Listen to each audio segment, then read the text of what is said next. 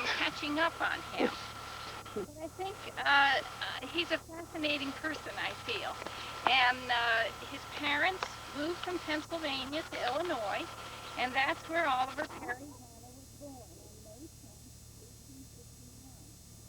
His childhood was not exactly the easiest if we give some thought to it.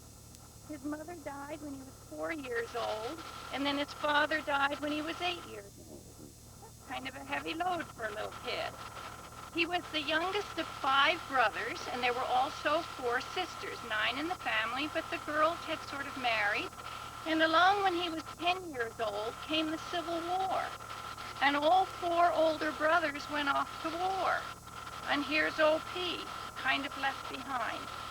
So once again, he was uprooted and sent to live with a married sister. Didn't turn out too well. Very kind-hearted substitute father. So OP ran away and went to live with an uncle for a while. Well, the war ended, and OP heard from two brothers. Only two of the four came back. And so he heard from them and went home to live with them. So that was a happier spot, at least to be reunited with two of his older brothers. But he began to read those 10-cent Wild West novels. And the old Wild West began to beckon to OP. And he thought that just had to be the greatest place. You know, they made it sound so wonderful. So he began to save his money and soon found a chance to get aboard with somebody else heading west. And at the ripe old age of 16, he arrived in Cheyenne in 1867. First, he was headed for Utah, but they began to hear about, gold and things like this in the north. So he detoured.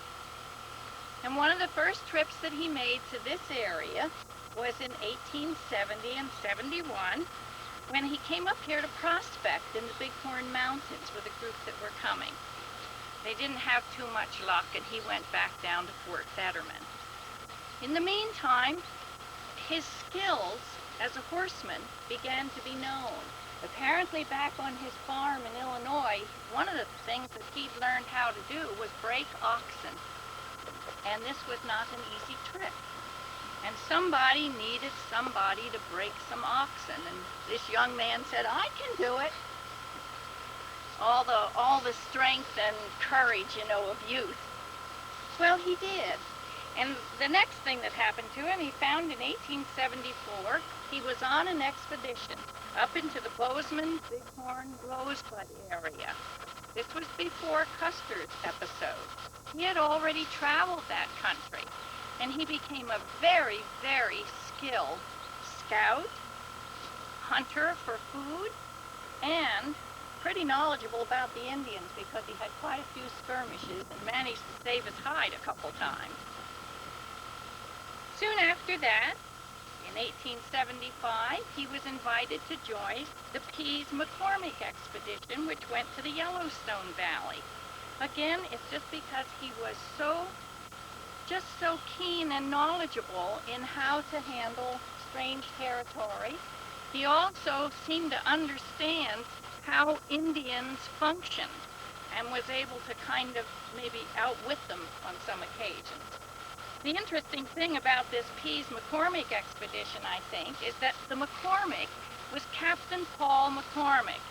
And later, Captain Paul McCormick would marry Willis Moses Spear's sister. He became an uncle to our Elsa Spear Byron. And he had frequent contact here in the Bighorn area, of course, because of that. And he went on to stabilize himself in Montana, not too far off. Because, once again, of OP Hanna's skill as a scout, he hooked up with General Crook. And in June of 1876 was camped with Crook down here on Little Goose Canyon, and you'll visit that a little bit later today. On June 25th, when Custer had his little episode, didn't turn out too good, OP Hanna and Frank Brouard, another famous scout, were up on Teepee Creek up here fishing for the day. It was a few days later, in fact it wasn't until July 9th, that they finally learned about Custer's episode. And General Cook wanted to send a group up there, and OP was among those who went. And so it was that almost 25 days after the battle that he, with this group of men, arrived up there. And he said it was just terrible, that, bodies, horses, everything everywhere. And they were so glad to leave. The main impression that he comments is the stench here. Went on down to Fort Fetterman, and once again was made use of in bringing supplies up here to Fort McKinney. And that's when he decided, my gum, I'm going to stay here. This is too good to pass by. So in August of 1878, he chose his site, where you are here, along Little Goose Creek. Thought, oh boy, this is really good. And this is where he built a cabin. And this was his cabin that he built here.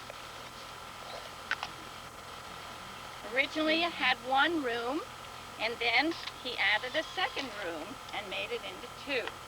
Dick painted this picture. From memory, or? Yes. When I was a guest, And it was here when he settled that as other people began coming along the old Bozeman Trail and that, he'd say, this is a great place to stop. You ought to stay here. No, they'd say, we're heading to Oregon. Why do you want to go to Oregon? This is so great. Look at this valley.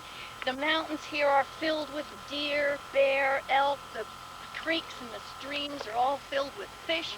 Why would you want to go any farther than this? And so he interrupted many a trip and got the people to stop here and stay, and that was the beginning of Bighorn. In 1882 to 83, over the winter, he built his hotel. Obviously, we had to have a hotel here, and so this is a hotel that OP built. It was originally just this first half, and the following year, in 84, he built this addition to it and opened a little store in that part. A little kind of general merchandise store in that section. And everything seemed as if, boy, this is just great. In 1885, he got married to a lady back from Illinois, Dora Myers, and he settled here. Now, I'm a little confused on one part, I have to admit. From what I've read of Dora Myers, this was not her style. And I understand that he built the house that would later become the Carnahan Ranch over on the island. That's what it is. And that this is where, after she came out, they stayed in the hotel initially. In fact, she was so impressed because they had papered the walls for her in the hotel for that room. And she thought that was really quite special. But this was not exactly the style for Dora. And so the house over there is what I understand is where they lived at the time. However, OP didn't pass by opportunities. As great as he was in getting everybody to stop, he also recognized that the railroad was going to Sheridan.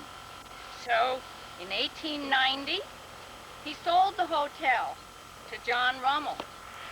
Good luck. And in 1892, he moved into town and opened the Hanna Henschke dry goods store. In 93, he bought the Coffeen store. Henry Coffeen, had also moved his store, lock, stock, and barrel, into Sheridan. So Hanna bought that. In the meantime, of course, they had had 4 children, the 4th of which died almost immediately. So they have quite a family and are settled happily in Sheridan. In 1900, he was elected a representative to the state legislature.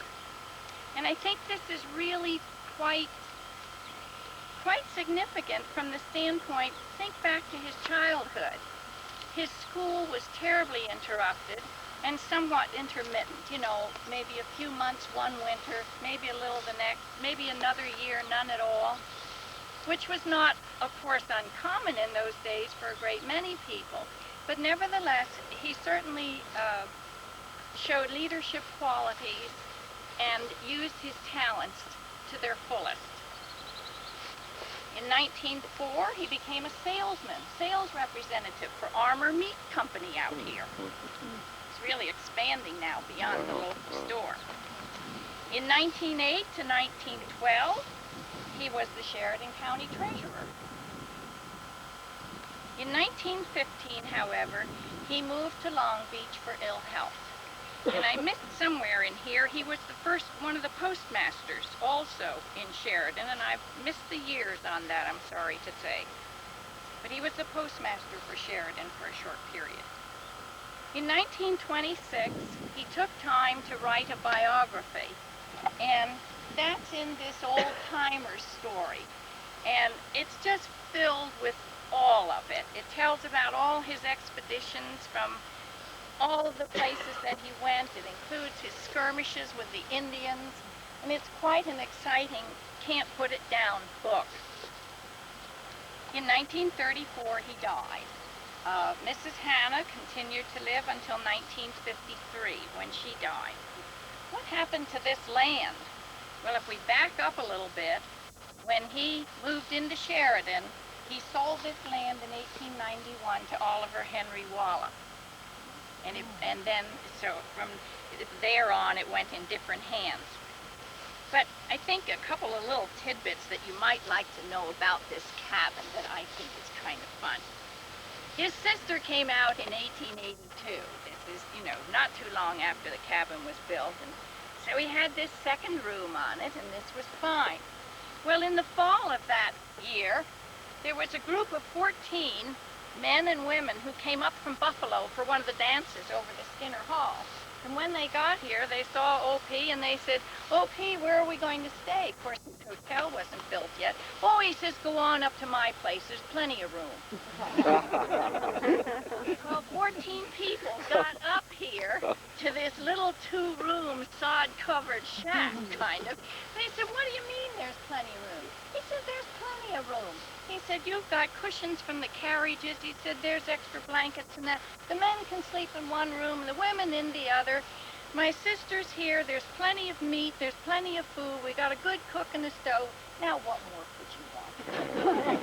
Well, it turned out to be more than he wanted, I think, because that was the time when there was a 3-day storm. And everybody had to stay. They couldn't go home. So they danced and they ate and they did sleigh rides between here and Sackett's in town. So it turned out to be quite a big party after all, and they decided he really wasn't all that bad. They'd had a good time. Another thing about this little cabin is I saw a small snapshot of part of the inside of it when Beth Wood was just a little girl. And believe it or not, there was a piano in it. And the inside was just as nice as any place could be. And you just don't quite think of a log cabin like that having a piano and that in it.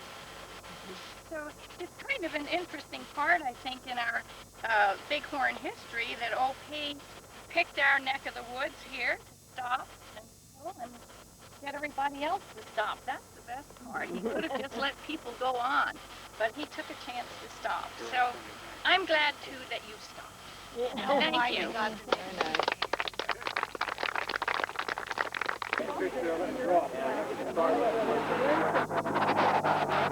This is supposed to be the mountain man.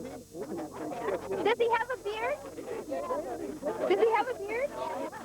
And he's got a nose and he's looking this way and he's got an eye and a nose and a beard. Yeah. See, okay, see the biggest clearing there is see the biggest clearing going straight up the mountain? Okay, there's a clearing there and the trees up on top. Okay, the biggest clearing is his face. He's looking this way. The biggest plug at the top of the clearing is his eye. Then you see his nose coming down like this. Zero in on the mouth, just the mouth. Then you'll get the nose, and then you'll get the eye above it. Can you see the mouth yet? I'm looking and I don't see enough detail. The big brown area. Yeah.